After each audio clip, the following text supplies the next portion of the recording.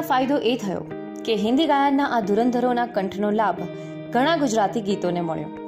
તાળીઓના તાલે ગોરી ગરબે ઘૂમી ગાય રે ગીતા રોય ફિલ્મ મંગળ ફેરા, નૈન ચકચૂર છે મોહમ્મદ રફી, લતા મંગેશકર ફિલ્મ મહેંદી રંગ લાગ્યો, પંખીડાને આ પિંજરું જૂનું જૂનું લાગે મુકેશ બિન ફિલ્મી, પિંજરું તે પિંજરું મન્નાડે બિન ફિલ્મી, માડી તારું કંકુ ખર્યું આશા ભોંસલે બિન ફિલ્મી, આવને ઓ મનમાની હેમંત કુમાર ફિલ્મ હીરો સલાટ, હું અમદાવાદનો રિક્ષાવાળો કિશોર કુમાર ફિલ્મ મા બાપ જેવા અસંખ્ય ગીતો કેટલા યાદ કરીએ અને કેટલા ભૂલીએ. તેમની ઘણી ગુજરાતી ધૂનો પરથી સીધા હિન્દી ગીત બન્યા છે. રાખના રમકડા મારા રામે રમતા રાખ્યા રે ફિલ્મ મંગળ ફેરા 1949 ગીત તો એટલું લોકપ્રિય થયેલું કે તેમને એ ગીતની રોયલ્ટી પેટે 20,000 રૂપિયા જેવી માતબર રકમ એ જમાનામાં મળેલી. આશાજીએ તેમના સંગીતમાં માડી તારું કંકુ ખર્યું ગીત ગાયું હતું. નમસ્કાર મિત્રો, હું છું દેવાંશી અને આપ જોઈ રહ્યા છો મારી યુટ્યુબ ચેનલ રિદ્ધિસીને. સ્વાગત છે આપનું અમારી ચાલી રહેલી આ સિરીઝ ગુજરાતી ફિલ્મોની ગઈકાલ અને આજના આ ભાગમાં. આપે હજુ સુધી અમારી ચેનલ સબસ્ક્રાઇબ ના કરી હોય તો કરી દો અને બાજુમાં આપેલા બેલ આઇકનને પણ દબાવી દો, જેથી અમારા આવનારા નવા વિડીયોના નોટિફિકેશન્સ આપને મળે સૌથી પહેલા. સાથે જ અમારા ફેસબુક પેજ અને ઇન્સ્ટાગ્રામ આઈડીને લાઇક કરવાનું ભૂલતા નહીં. ગીત સંગીતમાં તેમના આ પ્રદાન બદલ પદ્મશ્રીનું સન્માન તેમને છેક 1970માં પ્રાપ્ત થયેલું, પણ એ પછીના વર્ષોમાં તેમણે 134 જેટલી ફિલ્મો કરી અને એ ગાળાની ગુજરાતી ફિલ્મોના ગીત સંગીતનો પર્યાય બની રહ્યા. આ અરસામાં મહેન્દ્ર કપૂરના કંઠનો તેમણે ઘણો ઉપયોગ કર્યો.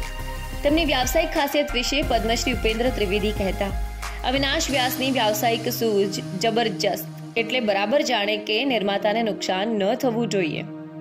કોઈ ફિલ્મમાં સંગીત એ આપે એટલે 2-3 લોકગીતો એમાં લે, એના શબ્દોમાં ફિલ્મની જરૂર મુજબ ફેરફાર કરે અને બાકીના 2-3 ગીતોમાં પોતાને ગમતા પ્રયોગો કરે. એટલે માનો કે પ્રયોગવાળા ગીતો ન ચાલે તો પણ લોકગીતોને કારણે ફિલ્મનું સંગીત ચાલે જ અને નિર્માતાને નુકસાન ન જાય. જોકે વ્યાવસાયિક સૂઝની સાથોસાથ તેમની વ્યાવસાયિક વૃત્તિ પણ એટલી બળવાન હતી. આ અંગે વિચારતા એ પણ જણાઈ આવે છે કે અવિનાશ વ્યાસ જેવી વ્યાવસાયિક વૃત્તિના અભાવે એવા અનેક પ્રતિભાશાળી સંગીતકારોનો લાભ ગુજરાતી ફિલ્મોને જોઈએ એટલો મળી શક્યો નહીં.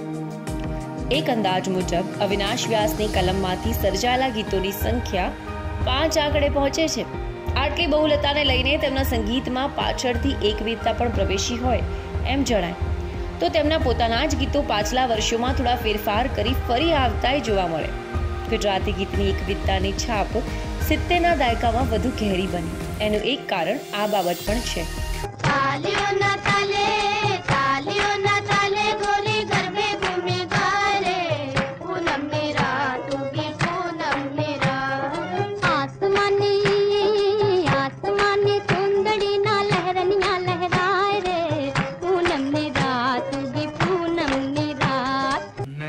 ચકચૂર છે મન આતુર છે, હવે શું રહી ગયું બાકી કહો મંજૂર છે.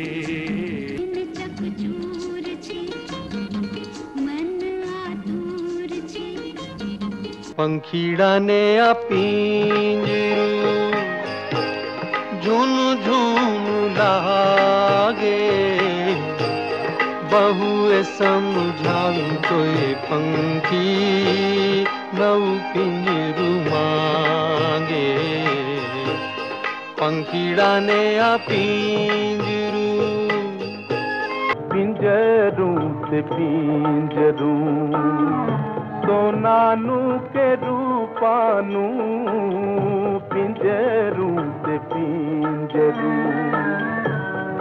भले मोतीड़े मढ़ेल भले रे हिरले जड़ेल, माड़ी तारू कंकु खर्યું ને સૂરજ ઉગ્યો, જગમાંથી જાણે પ્રભુતાએ પગ મૂક્યો. આવને મન માની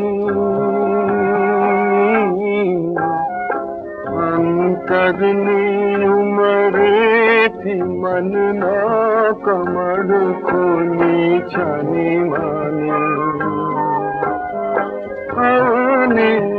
मन मानी। અનેક ગીતોને અસંખ્ય ચાહકોના હોઠે રમતા મૂકીને 20મી ઓગસ્ટ 1984ના રોજ તેમણે કાયમ માટે આંખ મીચી. તેમના પુત્ર ગૌરાંગ વ્યાસ કાબિલ સંગીતકાર છે અને તેમણે અનેક ફિલ્મોમાં સંગીત આપ્યું છે. એમ અવિનાશ વ્યાસના ગીતોને સંગીતબદ્ધ કર્યા છે. ગુજરાતને ગાતું કરનાર અવિનાશ વ્યાસની સ્મૃતિને કાયમ માટે સાચવી લેવા માટે વિવિધ કાર્યક્રમો ઉપરાંત તેમના તમામ ગીતોનો સંચય અને જીવનકથા જેવું કંઈક નક્કર કામ થાય તો તેમનું ઋણ કંઈક અંશે ચૂકવી શકાય. અલબત્ત સુરેશ દલાલ દ્વારા તેમના ગીતોનું સંપાદન પાંદડું લીલું ને રંગ રાતોના નામે થયું છે, એ નોંધવું રહ્યું. આ દરમિયાન બીજા એક સંગીતકાર આવ્યા. તે કોણ હતા? તો મિત્રો, આપને મારી આ સિરીઝ કેવી પસંદ પડી રહી છે તે અચૂક કોમેન્ટ કરી જણાવશો. તે સાથે જ જો આપ અમારી ચેનલ રિદ્ધિ સિને પર પહેલી વાર વિડીયો જોઈ રહ્યા હો તો અત્યારે જ અમારી ચેનલને સબસ્ક્રાઇબ કરી દો અને બાજુમાં આપેલા બેલ આઇકનને પણ દબાવી દો, જેથી અમારા આવનારા નવા વિડીયોના નોટિફિકેશન્સ આપને મળે સૌથી પહેલા. સાથે જ અમારા ફેસબુક પેજ અને ઇન્સ્ટાગ્રામ આઈડીને લાઇક કરવાનું ભૂલતા નહીં. Bye bye.